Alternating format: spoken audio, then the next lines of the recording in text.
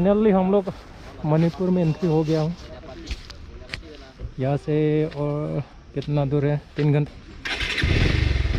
यहाँ से शुरू मणिपुर।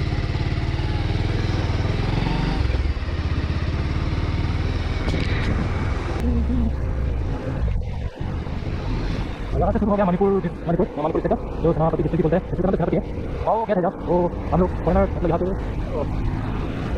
फॉरनर लोगों के लिए तो वो एंट्री टैक्स नहीं लगता है। हमने बिना एंट्री किए हुए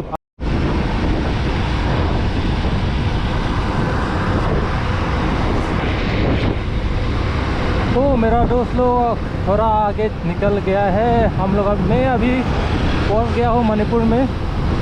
मणिपुर का जो कैपिटल है इम्फाल में पहुंच गया हूँ। और वो रहा मेरा दोस्त लोग।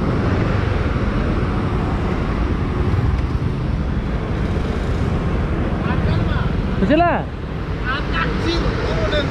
Udah lang si Chokang dan nampu kayo. Ya. Udah lang si Chokang dan nampu. Then labang nang tanap prang sito yung lokasyon nang lo. Hoy lang. Niki hudak sa kang hong lo hola bojar do. Niki ani chupang dengan lo. Kak chupang da. Kinore anglong ni. Dan lo ki 1.5 kilometer kona lo anlong po ke. Niki an kang chirong lo. Dari ta beking pun tip pinan lo niki. Kalau ai pago pinay.